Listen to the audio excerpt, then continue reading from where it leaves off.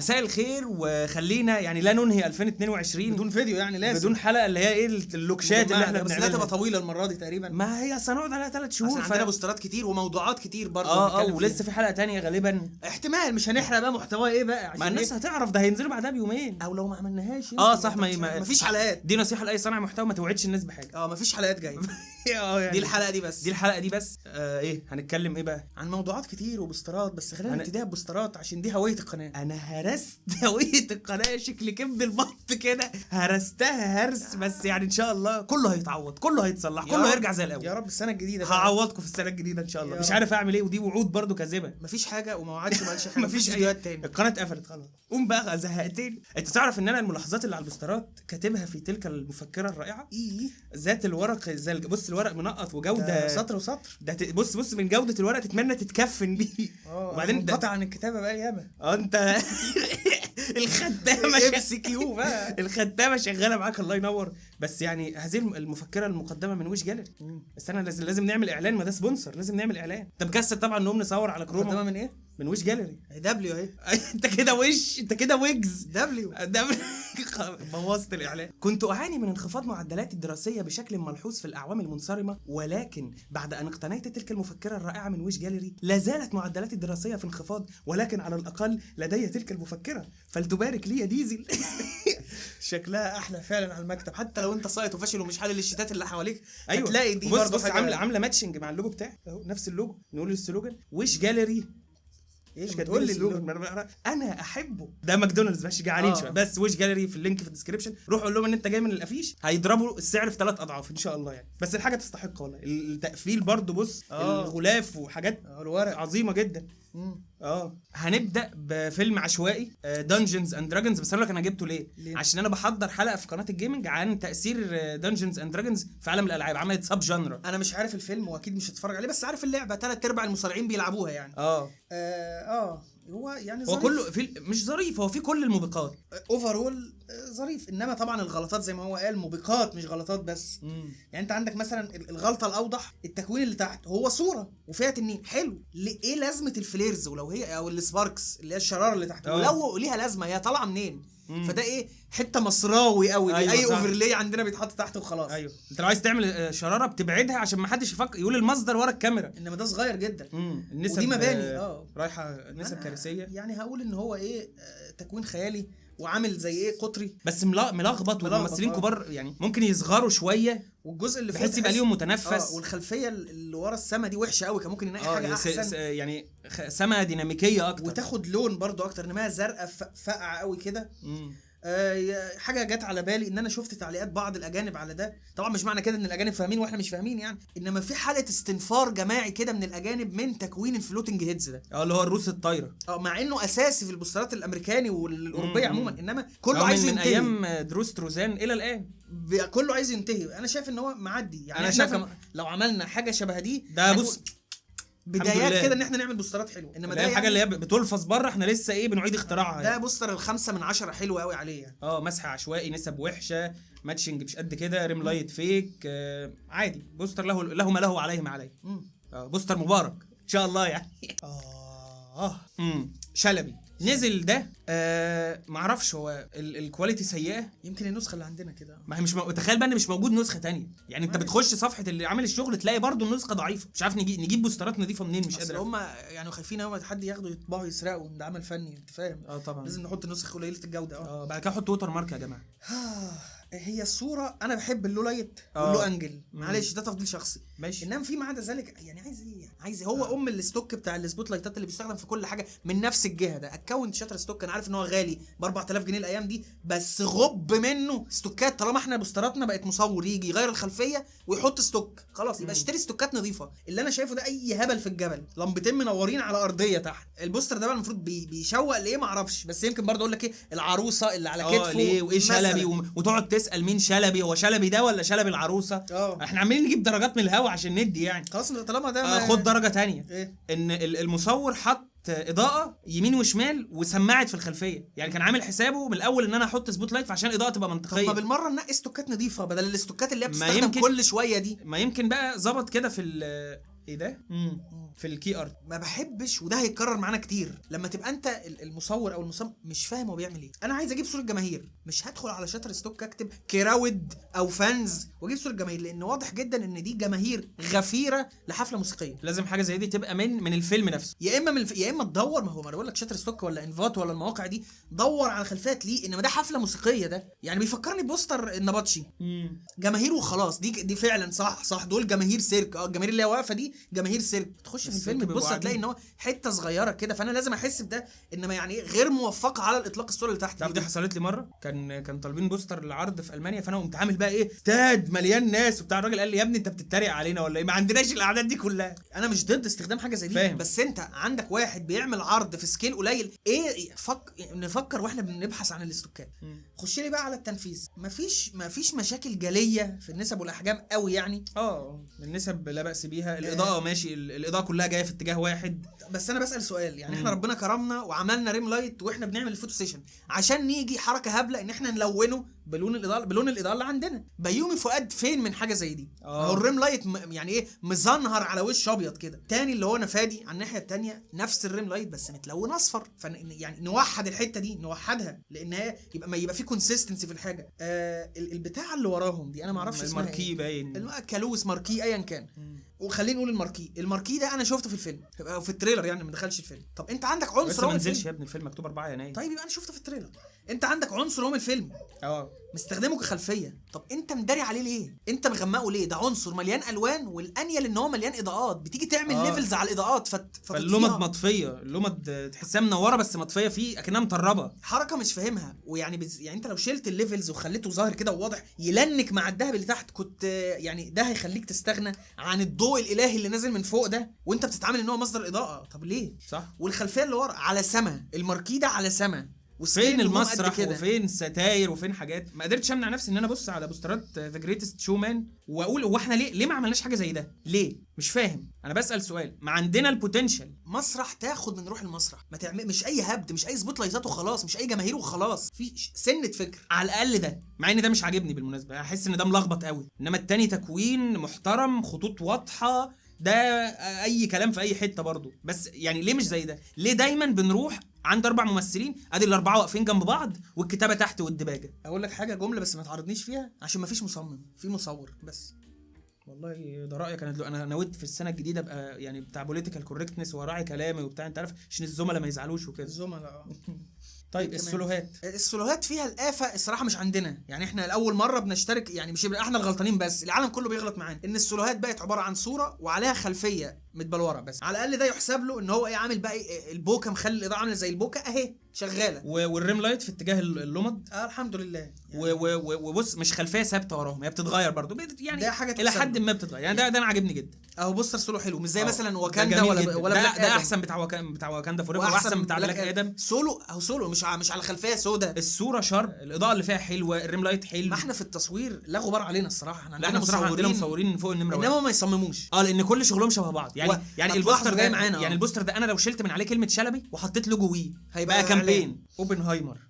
الفيلم الجاي اللي كريستوفر نولان عن بقى اللي هو ايه الاب بتاع القنابل الاتوميك بومبس والقنابل النوويه والحاجات دي. هو عارف لما تبقى بتعمل افيش، عارف ان مفيش حاجه مهمه في الافيش غير ان ده فيلم كريستوفر نولان، فاللي هو بقى تكوين رمزي بيفكرني بباتمان بيجنز، اللي هو ايه، ما هو اتوميك بقى، قنابل نوويه وذريه وبقبله ازرق، وده رجل الظل، ده الراجل السبب في كل ده. حتى لو يعني هقول لك حاجه وانا عارف ان هو ده دعائيا مش حلو، بس عارف انت لما تتخيل اكيد الافيش بيقول لك ايه، اهو الانسان ده هو السبب في كل ده. ممكن انت يعني بتلتمس له اعذار ولا مش بتلتمس له اسباب اصلا، انت تشوف حاجه تانية. ماشي، ماذا لو هذا الشخص سواء الممثل او سلاوت حوالين الانفجارات دي وكل حاجه، بس هو ماشي ما بينها، واقف ما بينها كبير، انما انت لما قد كده تحت انا مش بقول لك بيديك السكيل. ما هو بص الانسان عمل قد ايه. هي فكره حلوه لو قصيده، بس انا حاسس ان احنا ايه بنختلق له اسباب. يعني ده هنا مثلا، ما هنا برضو انت مش شايف مش يعني انت لو بصيت للبوستر ده ما تعرفش ان اللي عامل اوبنهايمر هو كيليان ميرفي، مش هتعرف ان هو ده كيليان ميرفي. انا فاهم ده طبعا. هو يعني ايه زي ما بقول لك، فليذهب التصميم للجحيم ده فيلم لكريستوفر نولان، فلازم يبقى حاجه غير تقليديه. هو وحش يعني، انا فاهم واحد بيبص من شباك طبعا مش من انفجار. شباك، انفجار بس مفاعل بتاع مش عارف. لا البارتكلز دي وحشه قوي، وحشه قوي، رخيصه جدا. البارتكلز مرخصه، ما اختلفناش. لا وحش. بس لا انا بدي ده مثال لما تبقى انت كمصمم شغال واخد المساحه ولابس الجلابيه ومرحرح قوي، لا عندك ممثل درجه اولى، مع ان ده فيه روبرت داوني وفي ايميلي بلانت وفي ممثلين تانيين ومات ديمون وبتاع، واخد ومرحرح، اعمل اي حاجه بقى. ما فيلم لكريستوفر نولان يا عم، يعني انا واخد حريتي، فانا قلت اللي عندي عنه. يعني اخر دور انا ما شفتش المسلسل ولا انا. اه هو نيت يعني تقفيله نضيف الى حد ما. ما بيواجهش مشاكل خارقه. في تنويعه اضاءه كده، احمر من ناحيه وازرق من ناحيه، عامله كونتراست لطيف، ولكن يعني ايه، ما كانتش خاليه من المبالغات، اللي هو انا بعرف اعمل اضاءه اهو، سواء في التصوير او في البوست برودكشن، ادي اضاءه اهي، ريم لايتات اهي. يعني بيفكرني بهذا المساء، في من روح هذا المساء، من روح هذا المساء، حتى في التايبوجرافي. لا احنا اي رقعه وقطع وخلاص، احنا بنعمل تايبوجرافي يا راجل، مالناش احنا في الكلام ده.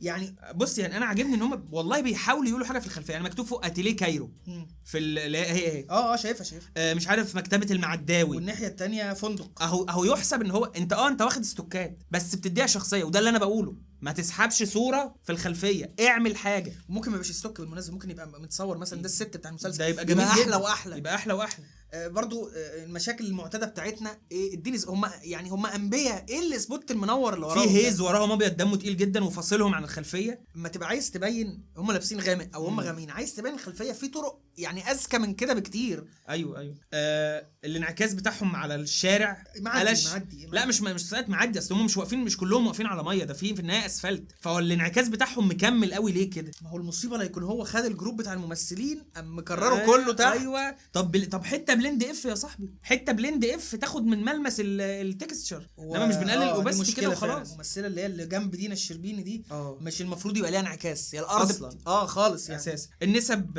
لا مش حلوه، النسب مش حلوه. يعني مثلا مريم الخشت ضخمه جدا مقارنه باحمد خالد صالح، ضخمه جدا، ومش منطقي انها تبقى واقفه معاها على نفس الخط لو طولها كده، يعني المفروض تبعد. فيبقى ايه يعني، انت من دينا الشربيني مش ماشي خط مستقيم، انت من دينا الشربيني زاويه كده تدريج. يحسب له ان هو ايه، قال لك الاحمر، الاضاءه الحمراء تبقى كلها جايه من الناحيه الحمراء، والزرقاء يبقى كلها من الناحيه الزرقاء، مش بوم طخ زي ما هنشوف في احد البوسترات اللي جاي دلوقتي. في حاجه بس لاحظتها وانا بعمل زوم كده، ان واضح والله اعلم ان الممثل اللي هو على الشمال خالص ده جنب الريم لايت عليه مش حقيقي، يعني مش جاي من الصوره، فهو ملونه قطعه غريبه في الشعر من فوق، فيحسسك ان الشعر احمر فعلا. يعني الاحمر اللي في الشعر مقطوع قطعه غريبه. وبرده في اللي هي الممثله دي ولا هي اصلا شعرها احمر ولا ايه؟ لا هي مش شعرها احمر. حلو ان يبقى في ريم لايت على الشعر بس ما يبقاش صارخ قوي كده. ده فاريشن. النسب فيه وحشه جدا، يعني ميمي جمال هتلتهم اللي قدامها. لا ده صغير جدا بالنسبه لها. ده مثال تبعته لحد لما تقول له بص النسب بايظه ازاي. ما تعملش كده. لا ما تعملش النسب كده. لا ايه ده اللي بعده ده احد السلوهات بيتضح لنا فيه تكوين الخلفيه اكتر. لا في شغل، عامل عربيه اسعاف، ما جابش ستوك عربيه اسعاف وخلاص، ده اسعاف ومكتوب عليها. لا في شغل في الكومبوزيشن. ده مش عندنا، لان احنا ما عندناش الكرينات دي، ما بتشوفهاش كتير قوي عندنا. فوق كرين فوق اهو. يعني ماشي. واضح ان هي خلفيه.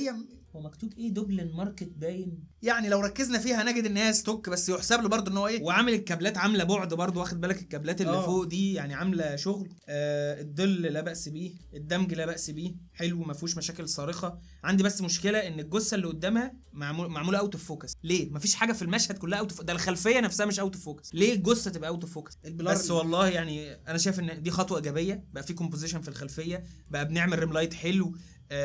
بقينا بتفكر ان انت لسه بترص الممثلين جنب بعض، بس بتشتغل بقى، بتعمل لي العالم بتاع المسلسل وتعيشني فيه. فدي انا شايفها نقطه يعني في الصح. نبيل جميل اخصائي تجميل.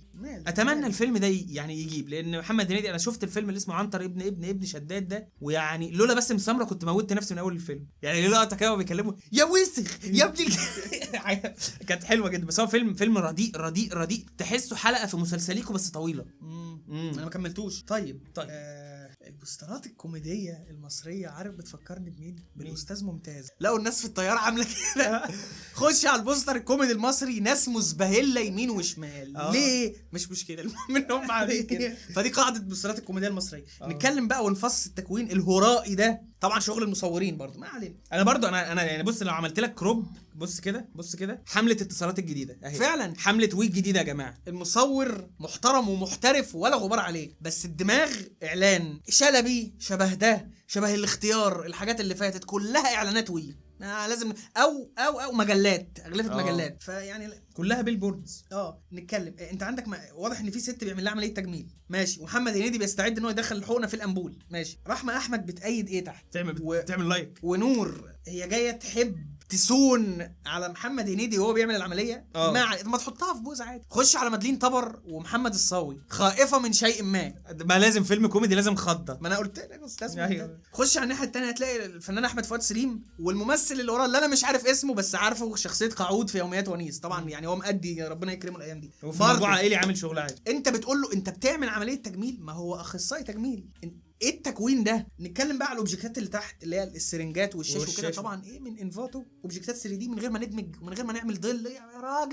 يا راجل خش على رحمه احمد ملهاش نص، يعني هتبان من ورا الكرسي، لا في المزابل او عشان ما نظلموش، هو لا انا باين في بنطلون ستريتش اخضر كده، فهفترض ان ده رجلها. كل بقى العمليه دي بتتعمل فين؟ بتتعمل في الكوريدور، ما اعرفش، يمكن ده الافيه. ايوه بالظبط، ده اللي انا سايبك تكمل عشان اقوله. لازم في بوستر فيلم الكوميدي يبقى فيه افيه، مش استاذ ممتاز. فانا بدور على الافيه. ما انا برضه استنى، هو ده الافيه يعني اللي هو معمول في الكوريدور. وهم الناس لا يعني انا ممكن الافيه ان هو ايه، واحده بتعمل عمليه وكل ده حواليها، انا بحاول اطلع اي حاجه. لا ما هو لو افيه واحد مثلا بيعمل لنا عمليه في الكوريدور ماشي، هيبرر اسبهلال الشخصيات اللي حواليه، انما هو الكوريدور فيه الكشافات بتاعت العمليات دي بتبقى في اوضه العمليات بس. فانا خايف من ايه؟ انا بس مش بتحنك، انا خايف لانها تبقى مصيبه سودة ان المصور المحترم مكسل ان هو يدور على ستوك اوضه عمليات، فلا ده ايه ده ممر صيان فيه نيون، الله دي اوضه عمليات. ما انا خايف ان دي تبقى مصيبه. استنى احنا ما شفناش التريلر. ما شفتش. فيمكن فعلا في التريلر هيضطروا يعملوا لها عمليه في الكوريدور، وكل دول وافدين على المستشفى. اللي هو اسمه ايه مش عارف، محمود حافظ اللي هو بقى شكله حرامي او مجرم بشكل ما كده. او مديرين المستشفى برضو مخدودين. فانا مش هناخد يعني انا ما رضيتش اتكلم عن الخلفيه لان يمكن يا رب انا والله العظيم نفسي يطلع ان ده افيه، هقول حلو في بوستر كوميدي فيه افيه، انما ان احنا بوم طخ اي استوكات هتبقى مصيبه سودة. يعني نخلي الحكم بعد مشاهده الفيلم او التريلر على الاقل. انما هو حمله وي شغلوا مسرحيه، شغال فيلم 122 بس على صور احلى الصراحه. شغلوا مسرحيه ما يقولش لا. يعني انت لو قلت لي ان دي مسرحيه في البوليفارد هشتري منك، ما بوسترات ما لهاش اي هويه. حمله وي فودافون اورنج اي حاجه طلبات. يعني مفيش مصمم خد بقى قابل الحملات الاعلانيه دي للاخر. طب قابل بقى اللي بعدها العيله دي. انا بشوف مقاطع كتير من المسلسل ده، دي حمله زيت عافيه والله تمشي، بس يعني ما هو عيله برضه هتعمل ايه؟ زي مكتوب عليا كان برضه كنبه اصل عيله. هو اسمه التكوين وموضوع عائلي. يعني دول الحاجات الوحيده اللي مبرر لها تعمل التكوين يعني العائلي. اصل معلش اللي شاف المسلسل انا شفته هتعمل ايه الكومبوزيشن، ايه الفكره؟ ما فيش. العيله دي في الشقه بتاعتهم يحسب لهم طبعا ان هم ايه، قال لك احنا زهقنا انتريهات وكنب، نجدد المره دي سفره. ماشي يشكروا البنوهات بقى في الخلفيه. لا وبصراحه يعني في شخصيات يعني مثلا دويدار اللي هو ابوهم متضايق، هو فعلا تحسه دايما متضايق في المسلسل ودايما ممتعض كده، فاهو بيحاول. وفي حاجه كمان انا من المقتطفات اللي انا شفتها ان البنوهات اللي في المسلسل هو دي كده، فيعني ده ترفع القبعه عليه تاني ان هو بيستخدم من ماتيريال المسلسل. النسب بس ممكن اقول ان انعام سالوسة محتاجه تصغر لانها اكبر من يوسف عثمان، وبجمله نفس المصورين ونفس الليله دي كلها. بلاش انهم مغمقين البوستر من تحت ومن فوق. ما هي الدباجه بتتحط بنفس الترتيب، تاليف انتاج اخراج في كل البوسترات، تاليف انتاج اخراج نفس الدباجه. والله انا بحس انها بتتسحب من بوستر لبوستر ويتغير الفونت. امال لماذا وجد الدروب شادو مثلا؟ يا بلا ماشي من تحت هفهم، انما من فوق ليه تنهي الخلفيه بتاعتك بالبهتان الغبي ده؟ خلفيه لبني حلوه مدندشه تزيد من بهجه البوستر. اللوجوهات اللي عندك فوق ليها دروب شادو ما اعرفش، زائد طبعا الهيفنلي لايت. ايوه دول في الجنه ولا ايه؟ هو في ايه؟ لا ورا هو في عامل لا بقى بص بقى ده امتداد لبوستر اوبنهايمر، دي نفس اضاءه الانفجار. ما هو ده مفيش مبرر للاضاءه المتخلفه اللي جايه من الجناب دي. طب انا افهم ان هي تيجي من ورا ده شباك، انما الناحيتين دول بيبان. ايه ليه؟ هو اي شباك بيجيب اضاءه وخلاص. يا عم هات اضاءه، بس ليه الوهج ده؟ زي ما قلنا هيز من فوق، كان الاول بنعمل هيز من تحت، بقى هيز من تحت وهيز من فوق واضاءه الهيه من الجناب. انا المسلسل ده بصراحه حبيته، وبوجه رساله ونفسي حد يرد عليا. انا حقيقي محتاج اقعد انا مع المونتير بتاع المسلسل ده، واقعد يعني اخده في حضني كده واحس بيه، نعمل جروب سيرابي مع بعض، لان المونتير بتاع المسلسل ده ركب لي العصبي، جاب لي البر كده. بتاع ايه؟ زي بتاع نقل عام. تقريبا هو اختيارات مونتاج، اللي هو الممثلين قافشين على بعض ويبدو ككلام بجد، وموسيقى ضحك، وجمله عاديه موسيقى حزن، وبعدين نبقى في عز المشكله نروح لمشهد كوميدي 30 ثانيه ونرجع للمشكله تاني. طب ما تقفل مشاهدك، يعني قفل المشهد وخش على اللي بعده. المونتاج في المسلسل ده شديد الغرابه، مشاهد سلو موشن لواحده بتجري من الباب على الاوضه. فلا المونتير يعني في حاجات كتير، في اسئله كتير. بابلون، مفيش فيلم بابلون ده انا بصراحه حاطه ساتر. اسمع اقول السيجمنت بتاعك، انت بتقعد تتكلم كتير، انا اقول المقدمه بس. انا الافيش ده انا حاطه كنوع من انواع رسائل المصممين المصريين، ان انتوا مش بس اللي بتعكوا يا جماعه، العك حاله عالميه. يعني ما هذا السباغ بحق لحيه ميرلين، ايه القرف ده؟ يعني ده افيش فيلم فيه براد بيت ومارجو روبي وتوبي ماجواير والباقيين مش عارف اساميهم بصراحه ومش مهتم. توبي هنا اهو، بص الصوره سافله ازاي، حتى ده ايمي كماوس. ايه السفاله دي؟ سفاله ورداءه وحقاره في نشتم براحتنا بقى ومش هيعرفوا اجنبي بقى، عارف، خلفيه عشوائيه. ما هو احنا هنفهم، ناس كبيره احنا هنفهم لما نشوف السولات، لان انا شفت السولات قبل كده، ان هو تعب في تركيب الخلفيه دي، ان هو يخلق لك مشهد الحفله استخسر بقى. غالبا ده مش والله مركب ولا حاجه يا ابني، دي صوره من الفيلم. انا هختلف، واضح ان هو الكونفيتي ده والحاجات اللي طايره دي واضح ان هو اللي حاططها.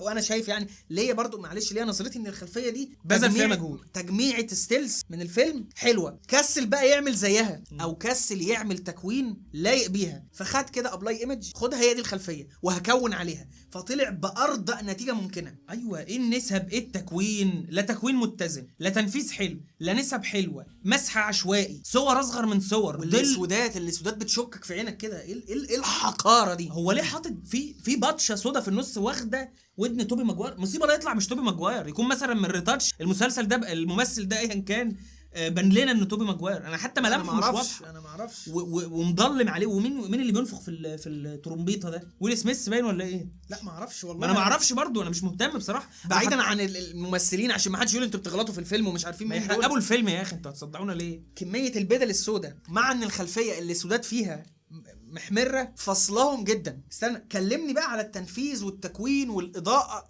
يعني ايه زفت على كل الاصعده، كل المستويات زفت. السولوهات بقى انا عجباني، وتعتبر احسن سولوهات هنشوفها في الليله دي. ليه؟ لان اولا روح الفيلم موجوده فيها، ثانيا فيها حركه، وفي المجمل شكلها لطيف. السولوهات طبعا مقارنه بالفاينل كي ارت، لا الفاينل كي ارت ده ارميه في القمامه.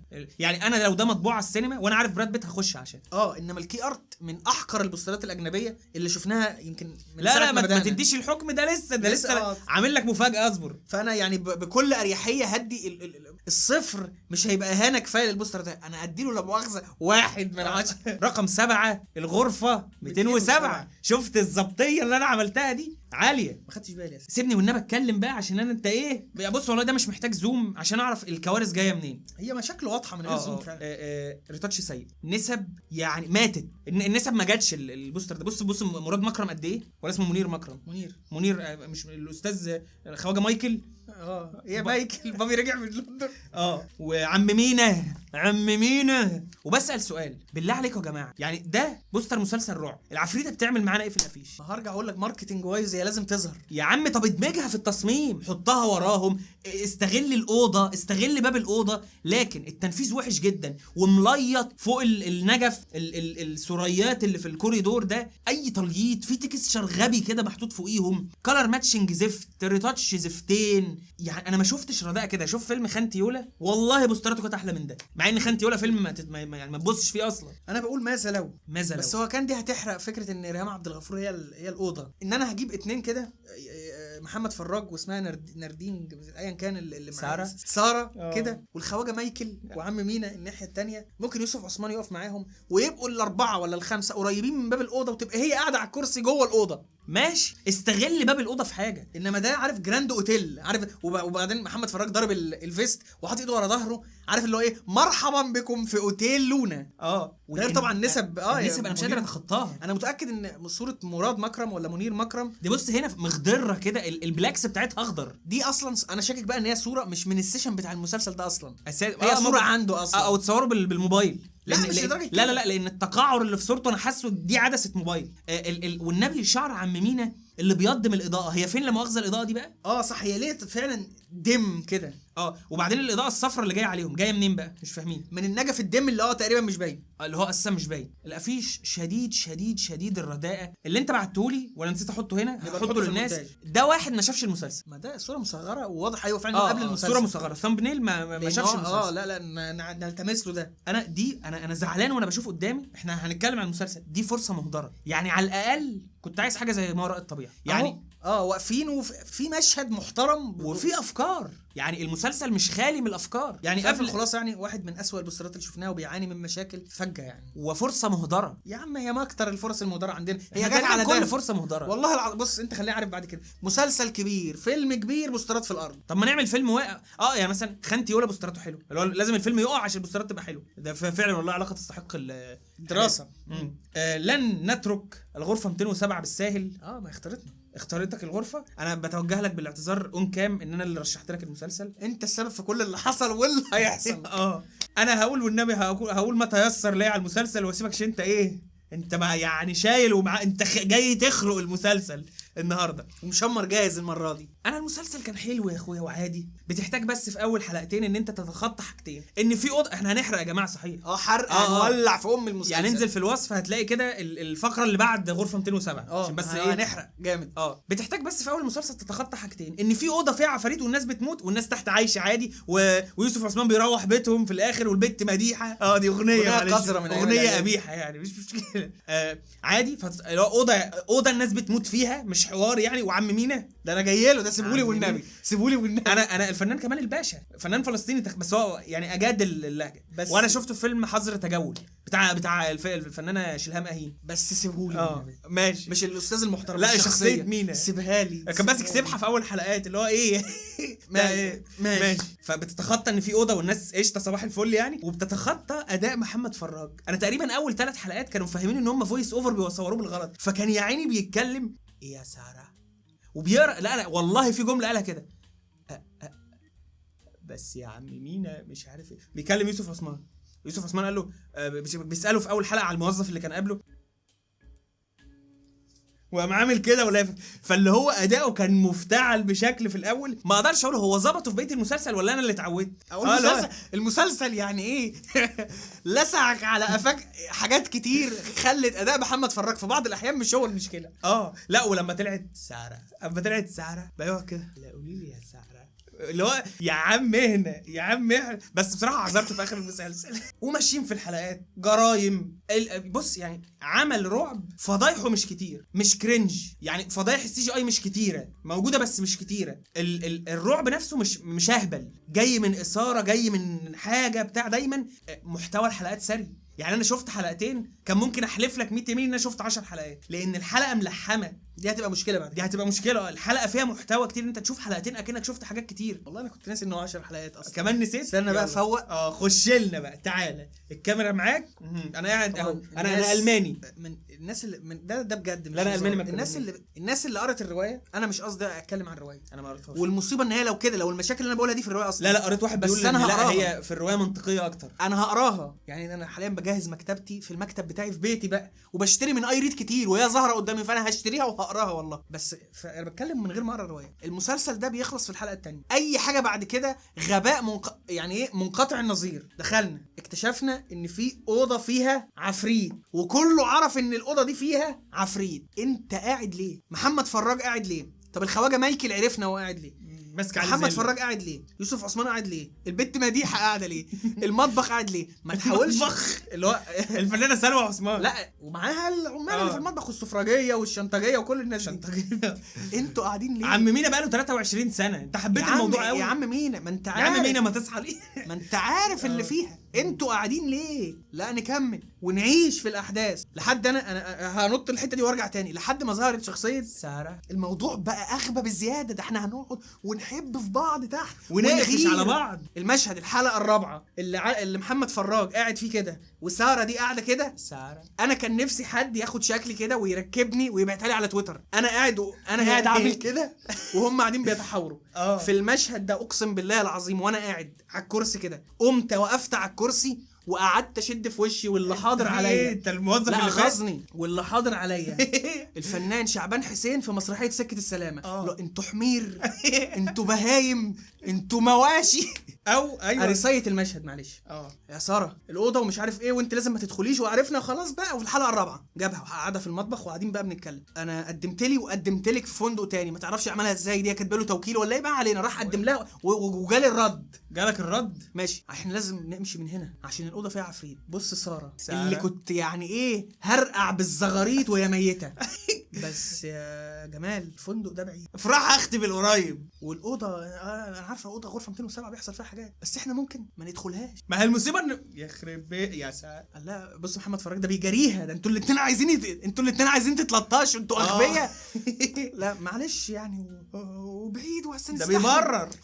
ولو على العزال ما هي المشكله في مين هينزل الدولاب من فوق. ايوه هي مشكله في العزال فعلا. لو على العزال يا ساره انا هساعدك في العزال. بص التانية مش تسكت بس هو محمد فراج قراها. ما هو متخلفين في بعض بقى الشخصيات مش قصدي الممثلين. وانا عارف بص هو سبق انا عارف ان الفلوس مش كتيره بس احنا هنستحمل. بص بنت الجزمه التانية ترد عليه تقول له ايه؟ تقول له يا جمال بس المرتب هنا بيكفيني بالعافيه. قنوعه يا وليه في عفريت فوق في الاوضه في مرتب ايه يا وليه؟ وبعدين انا ما صدقت لقيت شغل جنب البيت. ماما ست كبيره. طب ايه رايك ان انت تمشي من هنا عشان تروحي لماما في ايوه هتحصريها عليك يا غبيه يا بنت الغبيه. فعارف محمد فراج بص لها كده اللي هو اقتنع بكلامها. اقتنعتوا بايه؟ هو في كلام وانا قدامي الاختيار. ده انا حاسس اكن بس التكييف بينقط في الاوضه. صح هو في مشكله نقاشه جوه. مش عارف انت قدامك خيارين. الاوضه مش بقى حريم. يا اما تروح شغل ابعد شويه مرتبه اقل شويه، يا اما تقعد في شغل يا دوب في شيطان في اوضه فوق وكل يومين نطلع لنا جته واحد منتحر واحده عامله كده ترمي نفسها قدام القطر. ايه الغباء ده؟ انا واخد الموضوع بجد بس هو انا لا يعني ده استنى ده دول على الاقل بيتكلموا في حاجه مهمه بيحاولوا ياخدوا قرار. انما بقى في ظل الافشخانات اللي بتحصل دي لما يقعدوا بقى ايه يتمحنوا على بعض. لا ده بيبقوا قاعدين كده هو قاعد عامل لها كده على الكاونتر واخد بالك ايه يا ساره وهي عماله المكسوفه. عارف انا ببقى قاعد بقى جت صابر والله رياكشني كمل العقل بيقول بقى ايه ياخدوا شويه شباب يعني ايه مشاعرهم جياشه ماشي وده لسه مطلق برضه ماشي. نروح عند الكبير شوف كبير المطعره دي لما دول الشباب. تعالى يا عم مينا من اكتر الشخصيات اللي غاظتني في حياتي. يا عم مينا ده لو ما كانش مات انا كنت دبيت ايدي في المسلسل. خناقه الناس على طول انا زعلت لما عم مينا ده انا فرحت لما غار في داهيه. ده راجل من اغبى ده انا بقيت عايز اقوله زي فيلم شجاع السيبه تمن الخيانه تمن الغباوه ده كلهم اغبياء قرات وهو غبي 24 قرات. اللي هو مثلا في البدايه تقول اللي هو ايه هو ده الراجل الكبير اللي ايوه هو في الاول كان مخوفني اكيد وراه حاجه. اول 3 حلقات مثلا هو الكبير اللي عارف التيتا. عدت الحلقه الرابعه بالغباء اللي انا مثلته قدامكم ده. وعم مينا يا راجل في ايه انت مش عارف ان في عفريت؟ انا قاعد هنا في شرم الشيخ جبنا لك بيتك مدغور في ده يا عم مينا. انت قاعد ليه؟ انت وعدك كان ليه حكمه. طب الخواجه مايكل انت قاعد ليه ما انتش مش عارف تسال الممثل يا عم انت قاعد ليه. ما انا مش عارف. طب دول لسه عيال جديده خريجين جداد ومش لاقيين شغل. انت يا راجل يا كبير جبنا لك بنتك اللي بتدور عليها مدغور في ده يا من الفندق. ايوه هل انا متعصب منه عشان كده؟ لا لان في اللحظات الفارقه بيجي باغبى القرارات والشخصيات بتقول له طب يا عم مين ما انت الكبير مش هزعلك يا عم ماشي قشطه عفريت خلاص يا عم مينا اتكلم ما تكسفناش بيها خلاص. المشهد مش عارف الحلقه الخامسه ولا السادسه ولا اي زفت اللي هو النور انت قلت زفت. ده في واحد قال لك بطلوا تعليقات سوقيه اللي هو يا عم مينا في مثلا عفريت ولا في حاجه مش فاكر كان في حاجه طليقه فانت رحت انت ويوسف عثمان عند اللي هي علبه الكهرباء. انا حسيت انا بس مش فاكر المشهد بالتفصيل بس انا حسيت ان هو فعلا يلا احنا لازم نفترق عشان العفريته تموتنا، لانها عمرها ما هتموتنا واحنا واقفين جماعه. بتخاف انت بجد يا عم مينا يا عمي؟ طب بص اقف هنا، انا عارف طريق المطبخ. انت رحت وقفت في المطبخ؟ مش يا ريته في الحلقه اللي مات فيها. انا رحت وقفت دي في الحلقه اللي هو ظهر في البرواز وقالك اختارته الدور عليك يا مينا وقلقان وعامل كده واقف في المطبخ وبيرسم. طب وانت ليه تروح اساسا؟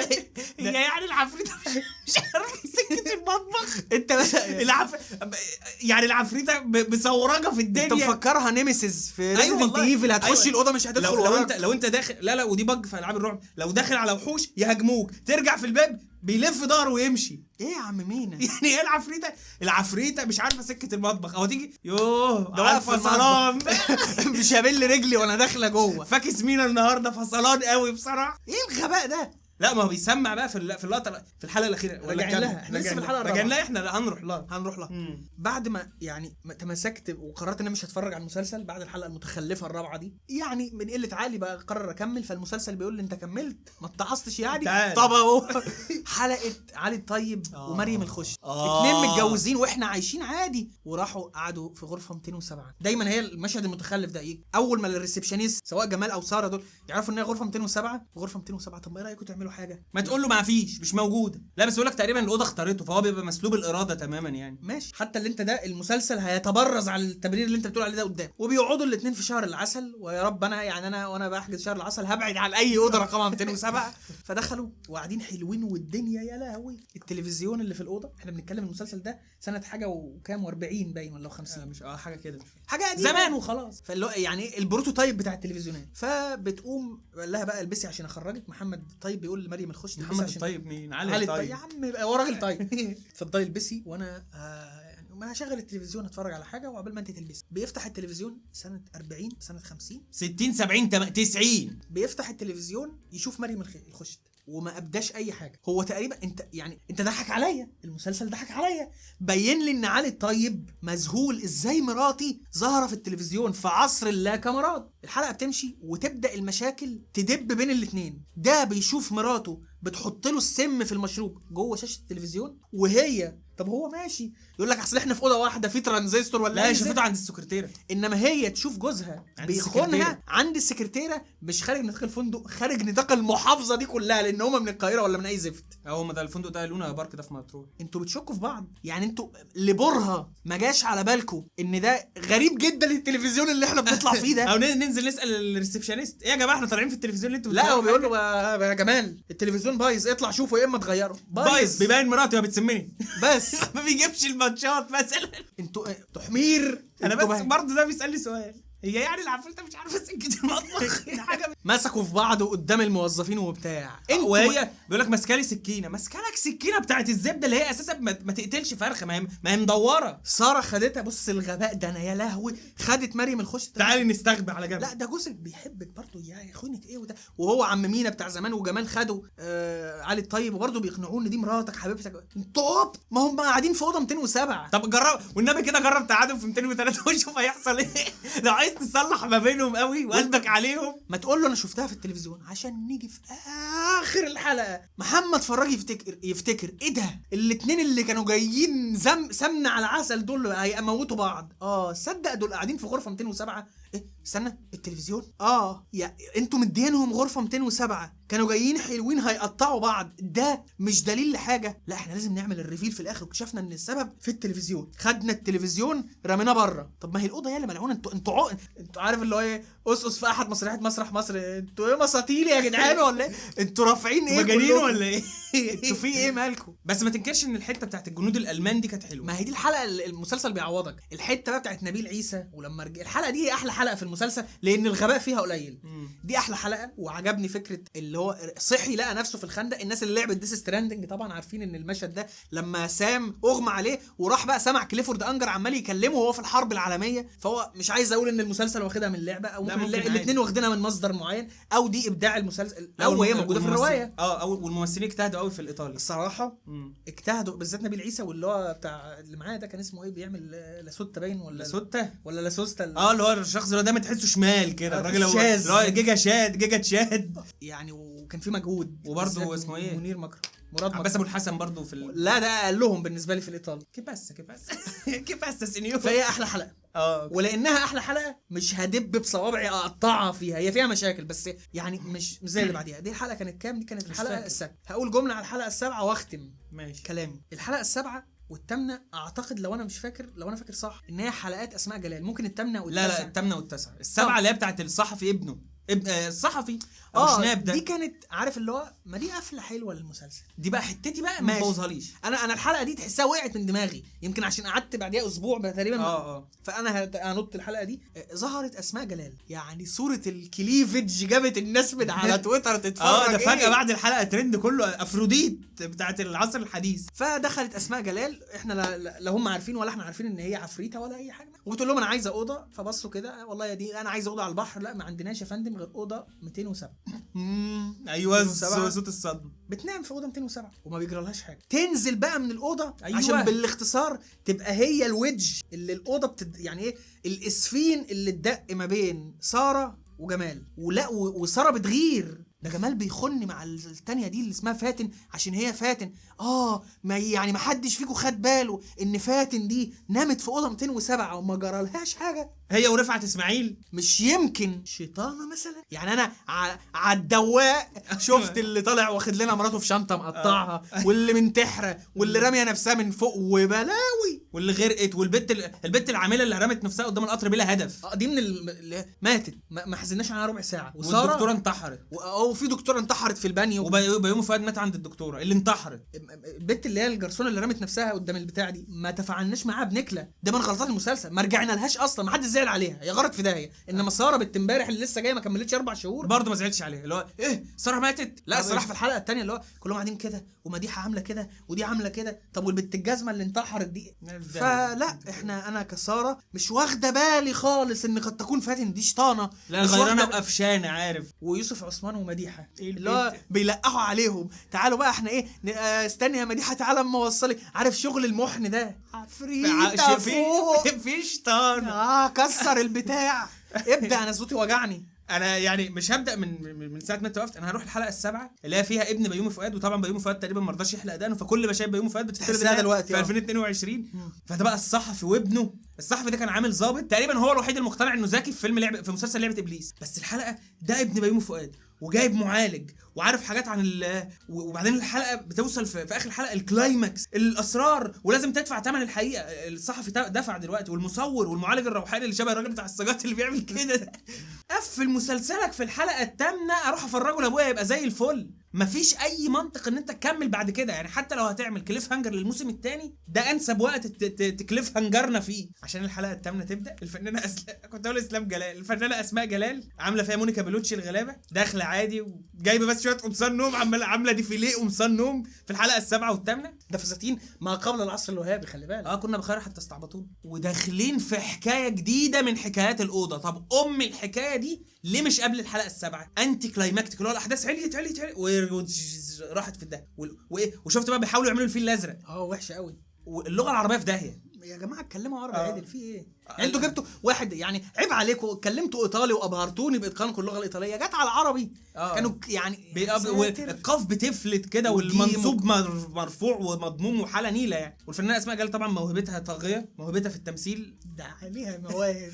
بس بقى انت راجل ما توديش نفسك في داهيه. انا الحمد لله اهو انا الماني اهو انا الماني اهو. نوصل للحلقه العاشره، انت قعدت السابعه والثامنه والتاسعه بتهري في المهري وشخصيه ساره. ده انت لو قصدك تتريق على الستات ما هتعمل شخصيه ساره دي غبيه. انت لو قصدك تقول ان الستات ذاتيين ما عندهمش موضوعيه بيغلبوا العاطفه عن اي مناقشه موضوعيه مش هتعمل الشخصيه دي. في 207 وماشيه تتدنجل وتشرب في سجاير وتفرجنا قمصان نوم وموديلات جديده وبتاع. ما يجيش على بالي. وقفشانه زعلاء. والبت مديحه هتخش بقى ايه وكل المشاهد اللي كانت بتطلع سلوى عثمان تعمل فيها شخصيه الام. لا جمال بيحب جري امها خليها نخلص. والله العظيم انا بس عايز اقول جمله كنت عايز اقولها في الاخر بس اقولها دلوقتي. تحس ان في someone needs to talk some sense للشخصيات دي. المشهد بتاع محمود عبد العزيز اللي هو من فيلم انا مش عارفه اللي ماشي يلطش للناس كلها. فوقوا بقى فوقوا يا موهومين يا موهومين. لا وبعدين شخصيه ساره دي لما ماتت ايه ده ساره ماتت؟ طب ايش تعالي عادي بجد والله تمن الغباوه الموت. فبنقعد يعني نهرتل في اي هبل واي عبط وحماس وحمام يموت وعمالين عرفنا انك بتعرف تعملوا مكياج المحروقه وقعدنا نتملى في جمال حواجب ريهام عبد الغفور اللي هي الحواجب الرفيعه دي. ماشي طبعا اوضه معروف طبعا الشيطانه زي الكفار كده بتوع الجاهليه. ماشي بنوصل للحلقه العاشره، النهايه بقى، الاجابات بقى. انت عايز تعرف الحقيقه ليه تمن؟ عايز تعرف الحقيقه؟ اصل هي تمن، هتقدر تدفع التمن اهو. لا استنى قبل ما تديني التمن انا هرميك من الشباك ده. ماشي. المخرج تقريبا كان بيحاول يفهمنا انه في اختراع اسمه المونتاج، لقطيط. الحلقه كلها عباره عن لقطيط ورا بعض. انت قصدك السيكونس اللي هو قبل النهايه اللي هو انا جامد يا جدعان، انا مخرج. بص زقته وقع من شباك بيته وهو صغير، قام في المستشفى وهو كبير. سيكونس عديم القيمه ملوش اي لازمه. وكل شويه انت السبب يا جمال، انت السبب في كل اللي حصل واللي هيحصل واللي حاصل. عايز تفهم الحقيقه؟ لازم تدفع الثمن يا جمال. طب حضرتك انا عايز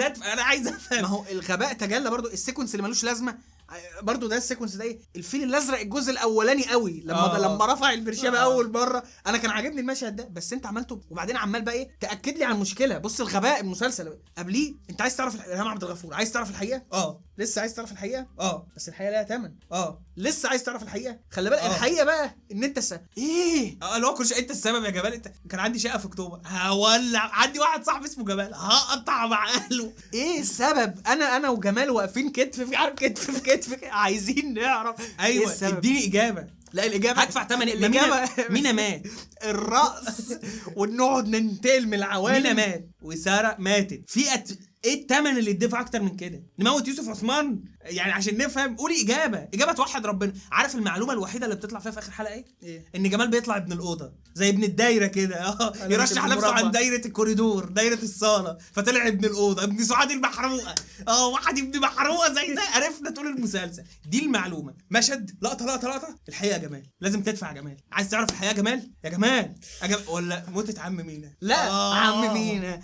الحلقه اللي هو يعني هو نط كده وجاب الحلقه دي من الاخر. بما اننا في اخر حلقه بقى نقطعها، هي مش احنا هنحرق الاوضه والله العظيم. يا ما شاء الله فؤاد خليل على الرصيف. يا ما شاء الله حضرتك احرجته. ده حل جميل قوي، محتاج 10 حلقات فعلا. اداء يوسف عثمان والتون بتاعه وهو بيقول لعم مينا ان احنا هنحرق الاوضه، ده اداء طول المسلسل. تحس يوسف عثمان هيعيط، بس انا عايز اعيط من العياط. يا عم مينا ما انا سمعت كلامك قبل كده. يا عم اقعد بقى اقعد. يا عم اقعد. ده لولا يعني احنا هنحرق الاوضه عم مينا وانا معاكم. الخواجه مايكل كان معدي من بره وانا كمان معاكم. جميل. فكرك يا بجر انت وهو ان الاوضه مش واخده بالها. لا دي قتلت. استنوا كانوا بيقولوا في مكتب عم مينا، بس الاوضه بس احنا لازم ناخد جمال. رحنا كلمنا جمال ما اقتنعش. يا عم احنا هنولع في الاوضه. ما اقتنعتش بايه؟ مش فاهم. جينا بقى المشهد اللي هو ايه يعني امشي من قدامي يا عم مينا لان انت كده خلاص. ده والنبي انا عايز اعلق عليه والنبي ما تحرم.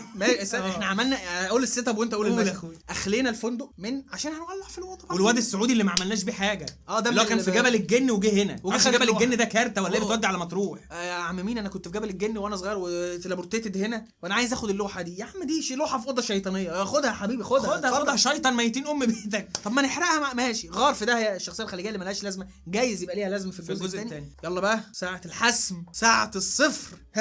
واقفين في الريسبشن النور اتقطع. دي حتتي ماي تايم هاز كم هنا. اصل دي حصلت. بص عارف عم مينا عارف قال ايه؟ واضح ان الاوضه بتلعبنا، ما عارفه ان احنا جايين. اذا عم مينا عنده علم ان الاوضه بتلعبنا. ايوه يعني النور قطع دلوقتي ان العفريته سعاد المحروقه بتلعبنا. صح. بص رد الفعل بقى. مصطفى روح شوف بوكس الكهرباء. بقى تايم اوت يا عم مينا. بص اشنق نفسي بالحبال دي. تايم اوت يا عم مينا. يعني الاوضه عشان تقطع الكهرباء لازم تدنجل من فوق. تشد السكينه يا راجل اكبر بقى. وبعدين يعني يوسف عثمان لا شخصيه مصطفى هيروح عند البوكس يعمل ايه؟ يكبر في ودنه. يقول الله اكبر. يكبر في ودن البوكس. لا بس احنا عايزين ننفرد بعم مينا. لا ما هو طب ده مش يوسف عثمان. الاوضه فصلت الكهرباء بان هي بعتت روحها شد السكينه. وانت قلت مديحه روحي المطبخ هات الكلوبات. طب ما تستنى. اقف بقى اقف. مش انت بعتهم؟ انا طالع اموت. انا عبقري موت. لا واتصل بجدته الاول. بنته جدته. انا بص انا هموت يا جدعان. فبكلم بطمن لو جيت. لو جيت انا بقى ايه؟ ما انت عارف ان العفريت بيستحي من الجماعه. ريهام عبد الغفور مش قادره تنهي الثلاثه دول مع بعض. موتت المعالج وابن الصحفي وبتاع. روح يا يوسف عثمان ابعد. البت مديحه همشي من هنا اقف انا في محترم نفسي كراجل كبير وزق، اروح استخبى في المطبخ. اروح فين؟ الاوضه اروح اوضه 207. طب ما تستنى، طب بلاش يا عم، طب ما تستنى اللي جايبك كلوبات دي بس اديك كلوب. لا انا اروح اوضه 207 وانا لوحدي. يا عفريته هلمي تعالي موتيني. انت ده كده ضحيت بنفسك يا راجل يا غبي. طب ما تخلي الموضوع موزون اكتر. انت كان ممكن تقف عامل كده تستنى يوسف عثمان لما راح، ما هو انه هيروح يموت عند الكلوبات ومديحه. انا لازم امشيكوا. وانت متفق مع الاوضه علينا يا راجل؟ انت ايه يعني تيم الاوضه؟ يا راجل يا غبي. هنا بقى لما عمي من الغرف داهيه بقى عندك يوسف عثمان والبت مديحه. البت مديحه جبنا لها سلوى عثمان. كانت عامله رياكشن، كانت عامله كده بس جبنا لها اهي ليها عامله علاقه لابسه باروكه ليه؟ ان هم مثلا اتنين شغالين في المطبخ ودي بتمثل لها نموذج الام وبتاع، فهي جايه بقى ايه ملبوسه وهتموتها. بس احنا محتاجين نجيب حد يموت يوسف عثمان، فنجيب مين؟ دكتور. نجيب الان بي سيز، نجيب الدكتور اللي هو كان موجود من 4 حلقات ما اعرفش، طلع ايد الشخص الطويل ده. بس هو لازم يرجع دلوقتي عشان احنا خلصنا الشخصيات. يرجع عشان يموته. ومنير مكرم الخواجه مايكل نجيب له ايه الولد الصغير. الولد ده دمه تقيل قوي، اسمه اكرم باين، مش نايله. الخواجه مايكل هيبه، وده عيل قد كده، ده شرطك يا راجل. طب مديحه بتهت مع يوسف عثمان بيصد مع انت عيل صغير قد كده اداك 3 وحيد وجاي ده. المسلسل ده عبيط. لا وعارف في النهايه جمال طلع راحت رماه من فوق نزل تاني. ايه رسبن يعني ولا ايه؟ الدكتور ده احنا ما اتكلمناش على حلقاته لانها تقريبا هو كان في الحلقه الرابعه المتخلفه دي، وانا غباء المشهد الصناعيه اللي عاملين يموتوا. انا بص تقريبا اللي كاتب الحلقه دي مهندس. هنختم بالكلام ده لان انا صوتي وعايز عندنا مسلسلات كتير عايز نتكلم عليه. جه مايكل وجمع جمال ومينا وقال لهم احنا هنجدد الاوضه دي وهتشتغل. مشي جمال وهو مينا ولا عم مينا خلي بالك وافقت على الخواجه بيقولوا عشان امنع الناس تخش الاوضه دي، امنع موت ناس اكتر من الاوضه دي. والعمال دول ايه؟ طب ما انت رايح تجيب العمال. ماشي راح جاب العمال. افتح لنا يا استاذ جمال الاوضه. هو واضح ان المفتاح ما بيفتحش ولا ايه يا جدع؟ انت جايب فوعليه ومعاهم اجنه ومعاهم بتاع. جه الفنان اللي انا مش فاكر اسمه اللي هو خيري ورشاد وبدوي من عيله العدل اللي هو راجل كبير في السن، قام عامل الباب كده بس اتفتح دخلوا الاوضه. خلاص بقى نصيبهم سيبهم يموتوا. الاوضه لعبتهم واللي موتته. بص المشهد الاخير ده هختم بيه، بس انا مش عايز حد يدخل الاوضه دي. ولقيت عظمه قد كده في الحيطه. تعالى يا دكتور معايا الاوضه نشوف اكتر. تشوف اكتر ايه؟ انت ليه بتنسى القواعد اللي انت بترسيها؟ انت واخد الدكتور ليه؟ انت مش عايز حد يخش. وبعدين الدكتور بص كده دور بقى هنا كمان واحتمال تلاقي عظمه اكتر. حياه امك. طب افرح يعني ايه؟ اجمع الهيكل اكسب حاجه اعمل ايه بالعظم؟ وبعدين دكتور ايه ده اللي مغمى عليه تروح له، اعضاء بشريه تروح له. امتياز تقريبا جاي ياخد امتياز وفلوسه. غبي. مسلسل غبي قوي. انا اقول بس حاجه في النهايه يعني احنا طلعت نور ايه ريهام عبد الغفور. يبدو حد اعتدى عليها في القصر. غالبا هيبقى عباس ابو الحسن يا اما التاني اللي هو كان عامل بص هو انا قريت تفسير على تويتر بيقول لك ان سعاد المحروقه تبقى عمه مايكل مع انها ما بتتكلمش ايطالي، واخت عباس ابو الحسن. ما بتتكلمش ايطالي. هي اخت عباس ابو الحسن. غلطت مع نبيل عيسى، فعباس ابو الحسن يسكت اتعصب قام قاتل نبيل عيسى. يعني نبيل عيسى ابو محمد فراج لو التفسير عشان كده كانوا بيرقصوا زي مع البت الصغيره اسمها قمر غالبا. ودفنوه في الاوضه اللي تحت وخدوها هي حرقوها في اوضه 207 ولا قتلوها في اوضه 207. ده قريت التفسير اللي هو يبدو اكثر منطقيه. فكده عندك جمال ابن الايطالي وسعاد المحروق. ورجع بقى بالزمن عشان نعيش في الديلمه دي ايه حبه حلوين. انا بقى ايه لما اتكتب في النهايه نكمل الجزء الثاني. والله دي اتكتبت بطريقه عارف اللي هو ايه محمد فراج عامل كده اسود.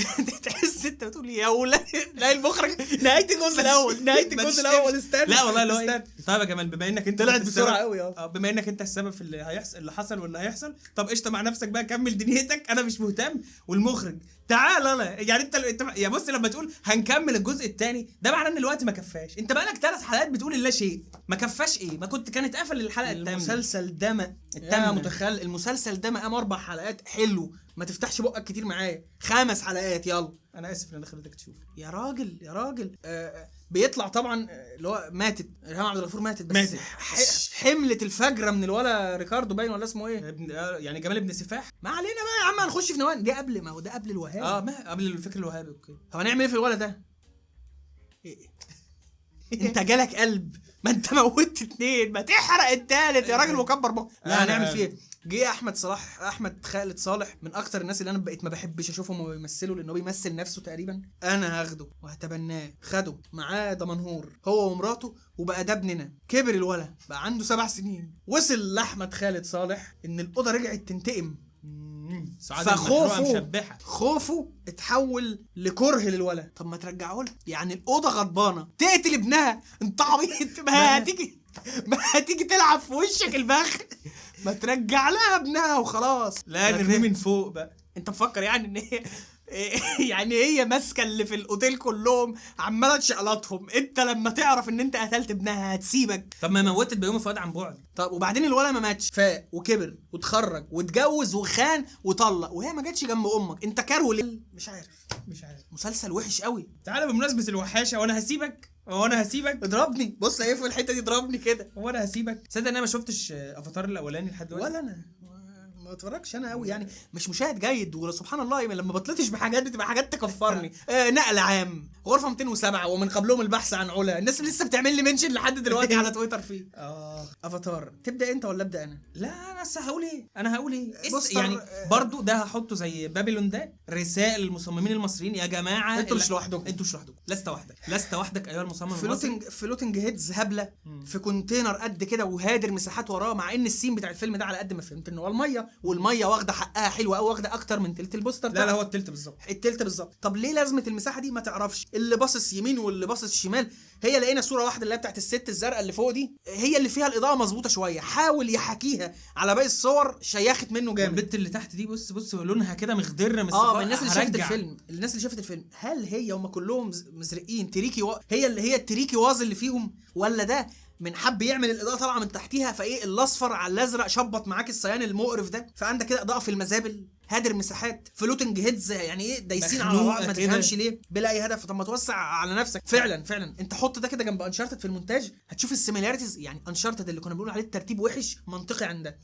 المشهد اللي تحت مش قادر احكم هل هي الصوره كده، يعني هي بري ريندرد. ما انت لا ما انت خلاص، يعني انت عامل الموديلات بتاعت الافاتار دي كلها سي جي اي، مش هتعرف تجيب لقطه ليه وهو راكب بتاع الفراشه اللي تحت. التكوين اللي تحت حلو. تيجي بقى ايه الحركات المصريين قوي واللي ما تتوقعهاش تحصل في فيلم بالميزانيه دي. الملف طبعا ده فيلم ضخم بيروح لكذا حد، ملف السورس بتاع فواضح ان المصمم الاوريجينال بتاع البوستر ده لسبب يعلمه الله كان عامل ظل ورا التايبوجرافي بتاع اسم الفيلم وعامله احمر غامق مالتي بلاي. طب هو ازرق، ما تدخل في الازرقات. اتبعت الملف، المصممين اللي هو في الافيليتس يعني بيحركوا اللوجو، لان المصمم الاوريجينال ما كانش عامل للوجو لينك مع اللاير الظل اللي وراه، اللوجو نزل وساب الظل لوحده في مكانه. الحركه دي خلتني واقف مبلم قدامها. ده يا راجل، ده انا دي تتعمل في فيلم في هوليوود بالحجم ده. لينك لما يبقى انت عندك خايف من حاجه تتحرك من غير ضلها، كنترول الاثنين كليك يمين لينك في ايه، فتلاقي كده ايه البطشه المتخلفه الحمراء اللي على الميه وجايه ايه. بص يعني لما ايه في المفروض في الاجزاء اللي على البحر المنوره.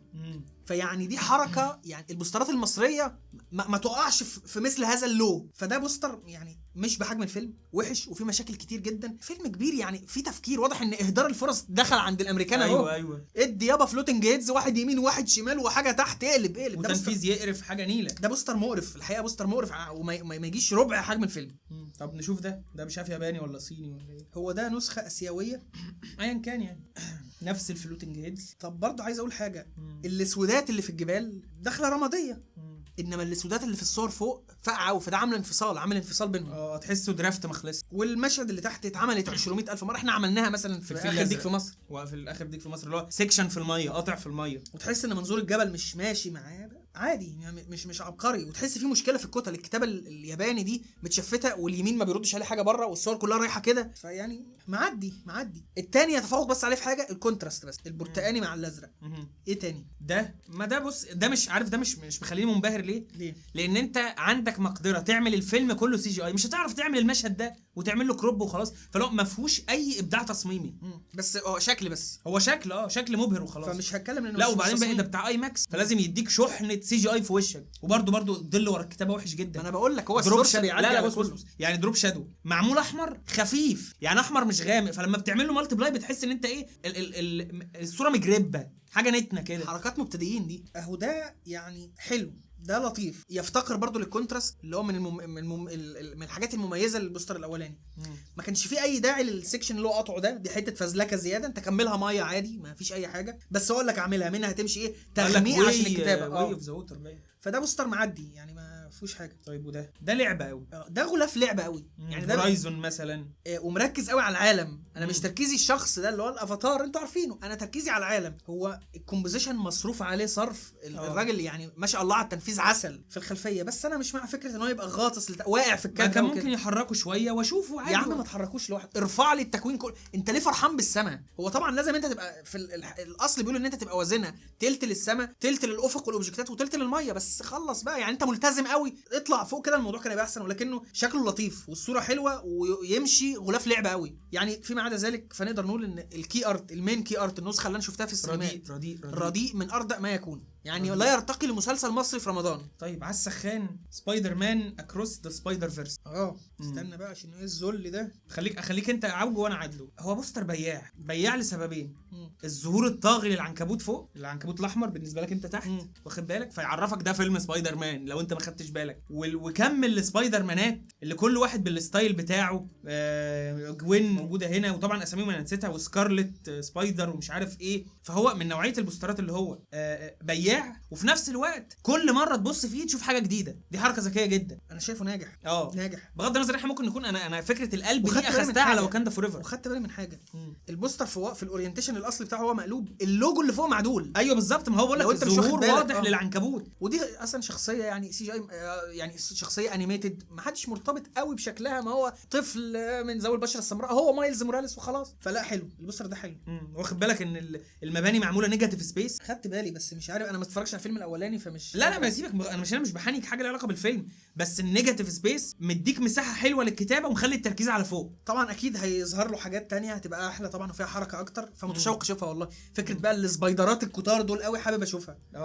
وبص تقعد تبص تلاقي مثلا اللي هو بتاع الكاوبوي ووراه مش عارف الراكون ووراه مش عارف مين يعني. لا انا عاجبني حلو. لا انا عاجبني بوستر جميل. احنا ده فولدر رقم 10 ده اسمه المصريات. حاجات بقى ايه، تشكيله مصريه، افلام على مسلسلات على مسرحيات. ابدا كده. ده لقيته الصبح يعني والله وانا بحضر الحلقه، اسمه جروب الماميز. سريعا بقى عشان دي بوسترات كتير مش عايزين نطول فيها. اللوجو حلو، فكره ان هو عمل جروب الماميز ايقونه الواتساب وثلاثي الابعاد حلو. ثلاثي الابعاد المقلوظه الجلوسي دي بحبها. الخلفيه مبهجه جدا وفيها الوان، الكونتراست ما بين البامبي والاخضر حلو. التنفيذ طبعا كل كان القلعه اللي ورا يا جدع ليفل يظبطها، يبين لي ان هي بعيده مع كلر بالانس يخليها بامبي، بس طبعا بوم تخيل. واضح من بوسترات المسلسل ده ان كل واحد لابس لبس شخصيه. ده مثلا ايه لابس لبس هاري بوتر، حاطط الهوجوارتس كريست على صدره. بس طبعا المصمم الجميل بتاعنا اي سحر واي ده بص بقى ايه، ده دكتور سترينج وهاري بوتر في نفس الوقت. وبعدين ايه التعويذه بتاعت إلدن رينج دي اللي على العصايه يا عم؟ اي لايت بيم ولايت يتجلى الموضوع ده اكتر في البوستر الثاني بقى اللي هو سوبر ماريو كوينز. طب يا باشا كوينز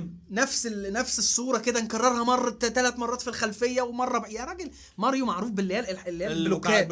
لا 3 كوينز وكرر نفس الصوره. فيعني ايه مفيش فكره. هو انا عملت خلفيه واعجبت بيها قوي، لحسه من كل حاجه من بعيد كده. ماريو كوين هاري بوتر سحر من العصايه وسحر على ايده دكتور سترينج قوي هو. انما فيما عدا ذلك الوان حلوه، التايبوجرافي حلو، مبهج وجديد على المصمم. دي حقيقة. المطاريد هي فكره برضو اتعملت 200 مره بره قبل كده، بس فكره ان احنا هنعمل حاجه تشويقيه فجايبين الممثلين من ظهرهم فتقعد تتساءل يعني اتعملت في تسليم اهالي.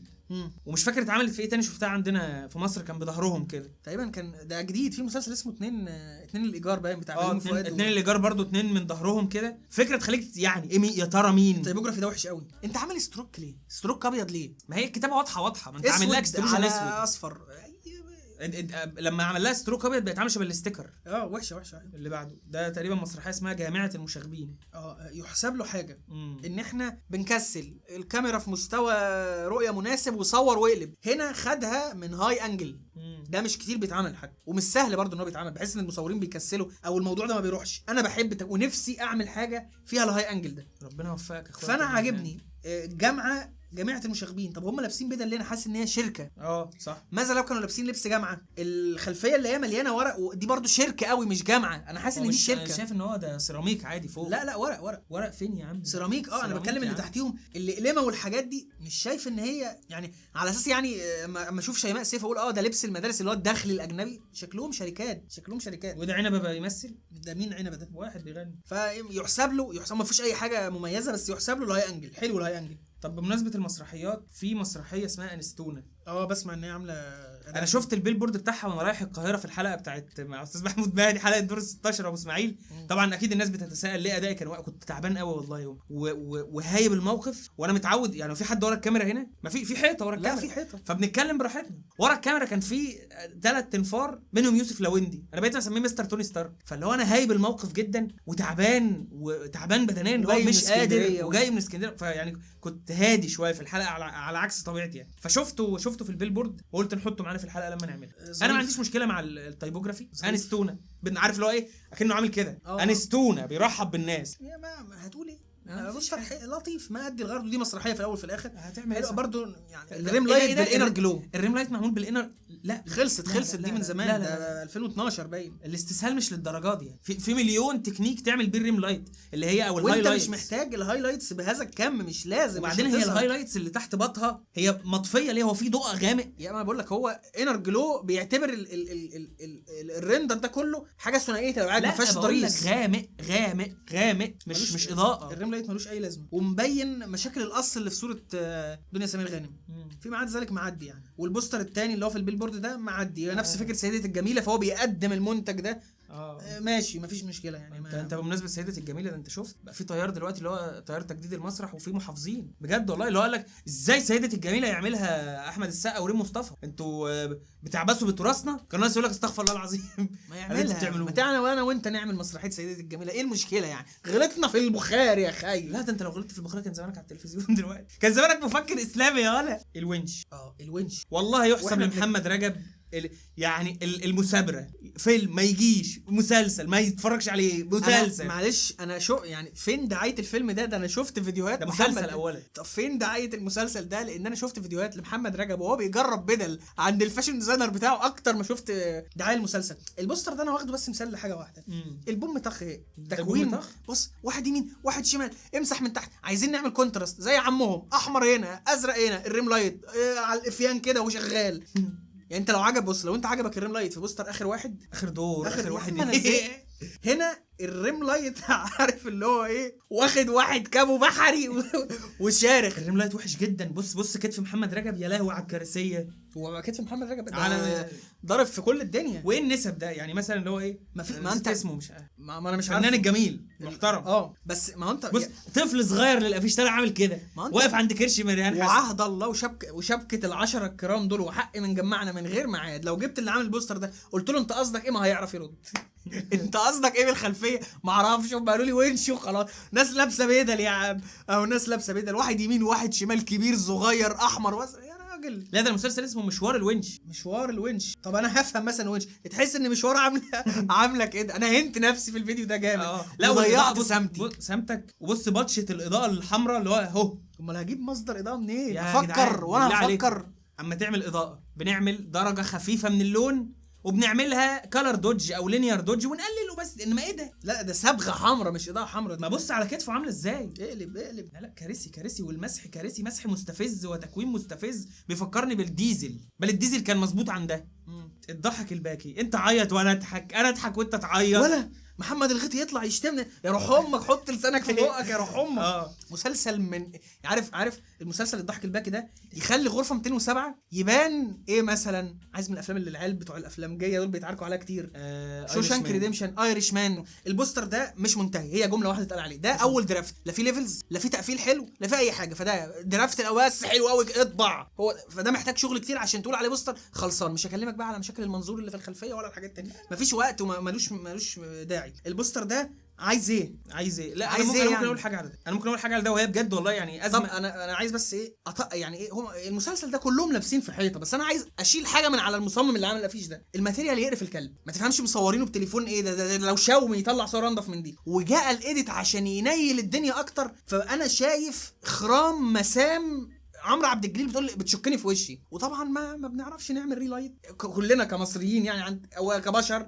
عندنا مشكله في الريلايت، ان انت عايز تعيد توزيع اضاءه الصوره. فعشان اعمل الاضاءه السوداء كده زي بوستر وكاندا فور ايفر، بطشه سوداء، وبعد كده لقيت ان خلص البوستر. طب اعمل ايه؟ عمرو عبد الجليل الناحيه الثانيه ليه؟ ما هو عشان هو بيمثل شخصيه، فهحط الشخصيه. طب معاك صوره للشخصيه؟ معيش، فهحط عمرو عبد الجليل تاني ليه؟ انا الفكره دي حاسس ان هو ايه، انا عايز اقول حاجات كتير بس ولا حاجه فيهم مهمه، او ولا حاجه فيهم احيانا كده بيجي شيطان والله العظيم الحاجه دي بتحصل لي، مش بتريق على حد، شيطان الابداع بيجي لي ويقعد يصور لي ضلالات قدامي ان انا في الحته الفلانيه دي عامل مش ولا فيها اي حاجه. ممكن وحاسس حاجة، اتكلم. انا خدت بس بالي من حاجه، ان الصوره التانية بتضحك ليك واي فلتر اسحب الوجنه وابيض واسود، عشان لو انت ما خدتش بالك ان ده قديم.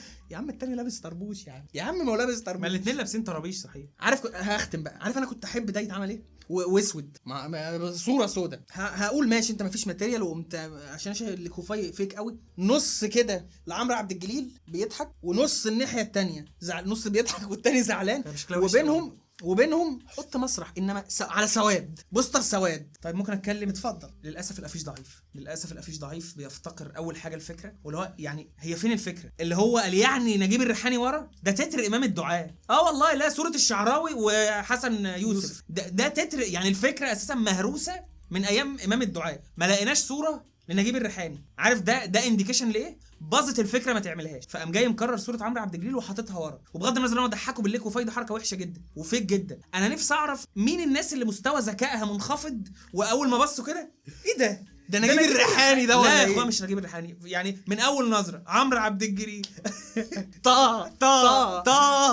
عمرو عبد الجليل بس عمرو عبد الجليل واسود. بس ابيض واسود يعني. لا، وفي واحده صحفيه رايحه لعمرو عبد الجليل تقول له هو ايه سر مش عارف ان انت باين في الصوره؟ مش باين يا وليه، لا المصور كويس.